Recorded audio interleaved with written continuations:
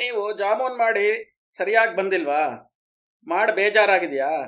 ರುಚಿ ರುಚಿಯಾಗಿರೋ ಗುಲಾಬ್ ಜಾಮೂನ್ ಬೇಕಾ?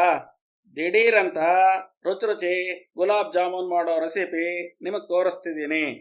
ನಮಸ್ಕಾರ ವೀಕ್ಷಕರಿಗೆ, ಶರ್ಮಾಸ್ ಕಿಚನ್ಗೆ ಸ್ವಾಗತ ಸುಸ್ವಾಗತ.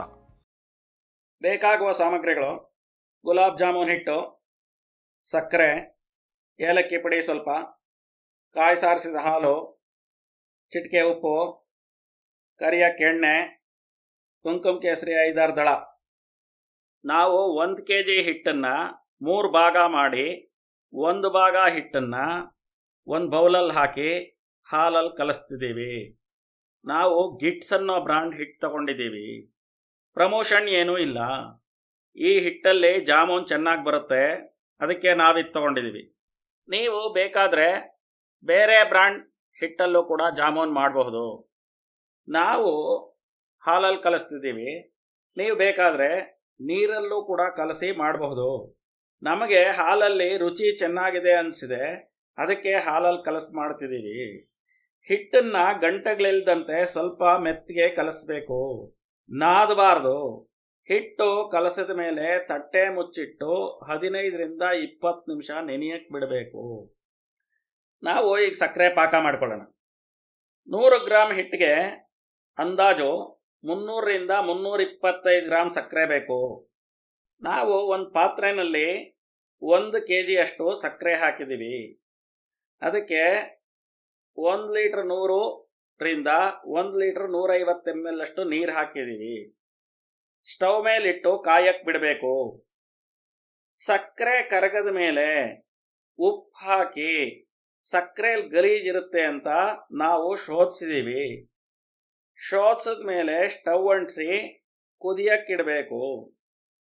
ಕುದಿಯೋವಾಗ ಕುಂಕುಮ ಕೇಸರಿ ಹಾಕಿ ಕುದಿಯಕ್ಕೆ ಪ್ರಾರಂಭ ಆದಾಗಿಂದ 12ರಿಂದ 13 ನಿಮಿಷ ಮೀಡಿಯಂ ಫ್ಲೇಮ್ನಲ್ಲಿ ಸಕ್ಕರೆ ಪಾಕನ ಚೆನ್ನಾಗಿ ಕುದಿಸ್ಬೇಕು.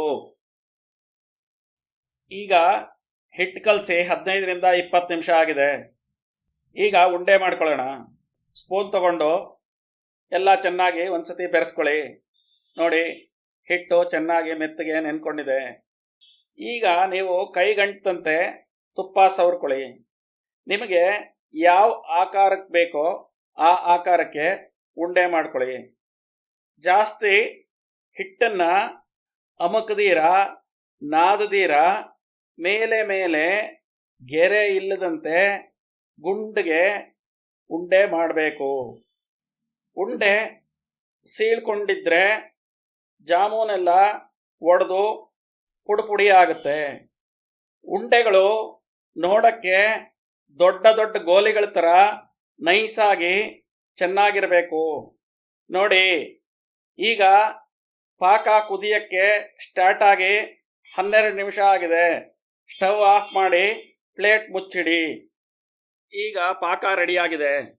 ಈಗ ಒಂದು ಬಾಣಲೆ ತಗೊಂಡು ಎಣ್ಣೆ ಹಾಕಿ ಎಣ್ಣೆ ಕಾಯಕ್ಕಿಡಿ. ಎಣ್ಣೆ ಮೀಡಿಯಮ್ ಕಾದ್ಮೇಲೆ ಜಾಮೂನ್ ಉಂಡೆಗಳನ್ನು ಒಂದೊಂದಾಗಿ ಹಾಕಿ ಕೆಳಗಡೆ ಎಣ್ಣೆಯಲ್ಲಿ ಕೂತ್ಕೋಬಾರ್ದು, ಜಾಲರದಿಂದ ಕಲಕ್ತಾ ಇರಬೇಕು. ಹಾಗೆ ಒಂದೊಂದೇ ಉಂಡೆಗಳನ್ನು ಹಾಕಿ ನಿಧಾನಕ್ಕೆ ಕಲಕ್ತಾ ಇರಬೇಕು. ಎಲ್ಲ ಉಂಡೆಗಳನ್ನು ಹಾಕಿದ್ಮೇಲೆ ಜಾಲರದಿಂದ ನಿಧಾನಕ್ಕೆ ಕಲಕ್ತಾ ಮೀಡಿಯಂ ಫ್ಲೇಮಲ್ಲಿ ಗೋಲ್ಡನ್ ಬ್ರೌನ್ ಅಥವಾ ಡಾರ್ಕ್ ಬ್ರೌನ್ ಕಲರ್ ಬರೋವರೆಗೂ ಕರಿಬೇಕು. ಗೋಲ್ಡನ್ ಬ್ರೌನ್ ಅಥವಾ ಡಾರ್ಕ್ ಬ್ರೌನ್ ಬಣ್ಣ ಬಂದಮೇಲೆ ಎಲ್ಲ ತೆಗೆದು ಒಂದು ತೂತ್ಬಟ್ಲಲ್ಲಿ ಹಾಕ್ಕೊಳ್ಳಿ. ತೂತ್ಬಟ್ಲಲ್ಲಿ ಹಾಕಿದ್ಮೇಲೆ ಚೆನ್ನಾಗಿ ತೂತ್ಬಟ್ಲಲ್ಲಿ ಆಡಿಸ್ಬೇಕು. ಅದರಲ್ಲಿ ಎಣ್ಣೆ ಇದ್ದರೆ ಕೆಳಗಡೆ ಬೀಳ್ಬೇಕು ತಟ್ಟೆಗೆ. ಆಮೇಲಿಂದ ಅದನ್ನೆಲ್ಲ ತೆಗೆದು ಜಾಮೂನ್ ಪಾಕಕ್ಕೆ ಹಾಕಿ. ಜಾಮೂನ್ ಪಾಕಕ್ಕೆ ಹಾಕಬೇಕಾದ್ರೆ ಪಾಕ ಬಿಸಿಯಾಗಿರಬೇಕು. ಇಲ್ದಿರ ಇದ್ರೆ ಮೊದಲೇ ನೀವು ಬಿಸಿ ಮಾಡಿ ಇಟ್ಕೋಬೇಕು, ಪಾಕ ತಣ್ಣಗಾಗಿದ್ರೆ. ಎಲ್ಲ ಪಾಕಕ್ಕೆ ಜಾಮೂನ್ ಹಾಕಿದ್ಮೇಲೆ ನಾವು ಏಲಕ್ಕಿ ಪುಡಿನ ಇವಾಗ ಹಾಕ್ತಿದ್ದೀವಿ. ನೀವು ಬೇಕಾದರೆ ಕುದಿಯೋವಾಗಲೇ ಹಾಕಬಹುದು, ಏನೂ ತೊಂದರೆ ಇಲ್ಲ. ಎಲ್ಲ ಪಾಕಕ್ಕೆ ಹಾಕಿದ್ಮೇಲೆ ಚೆನ್ನಾಗಿ ಒಂದ್ಸತಿ ರೌಂಡ್ ಗುಂಡಕ್ಕೆ ತಿರುಗಿಸಿ. ಜಾಮೂನ್ ಉಂಡೆಗಳು ಜಾಸ್ತಿ ಇದ್ದರೆ ನೀವು ಪಾಕನ 2 ಭಾಗ ಮಾಡ್ಕೊಳ್ಳಿ. ಅಗಲವಾದ ಪಾತ್ರೆಗಳಲ್ಲಿ ಪ್ಲೇಟ್ ಮುಚ್ಚಿಡಿ. ಈಗ ಅರ್ಧ ಗಂಟೆ ಆಗಿದೆ. ಎಲ್ಲ ಜಾಮೂನು ಪಾಕ ಕುಡ್ದು ದಪ್ಪಗೆ ಗುಂಡಗಾಗಿದೆ. ನೋಡಿ, ಕಟ್ ಮಾಡ್ತಿದ್ದೀನಿ. ಒಳಗಡೆ ಏನು ಗುರುಣೆ ಇಲ್ಲ. ರಸವತ್ತಾಗಿ ತುಂಬ ಚೆನ್ನಾಗಿ ಬಂದಿದೆ. ಎಲ್ಲ ಜಾಮೂನುಗಳನ್ನು ದೇವ್ರ ಮುಂದೆ ಇಟ್ಟು ಕೈ ಮುಗಿರಿ. ಬಿಸಿ ಬಿಸಿ ತಿನ್ನೋರಿಗೆ ಬೌಲಲ್ಲಿ ಹಾಕಿ ಸರ್ವ್ ಮಾಡಿ. ಎಲ್ಲರೂ ಕೊಡಿ. ನೀವು ತಿನ್ನಿ, ರೆಸಿಪಿ ಟ್ರೈ ಮಾಡಿ, ಕಾಮೆಂಟ್ ಮಾಡಿ. ವಿಡಿಯೋ ಚೆನ್ನಾಗಿದ್ರೆ ವಿಡಿಯೋ ಶೇರ್ ಮಾಡಿ, ನಮ್ಮ ಚಾನಲ್ ಸಬ್ಸ್ಕ್ರೈಬ್ ಮಾಡಿ.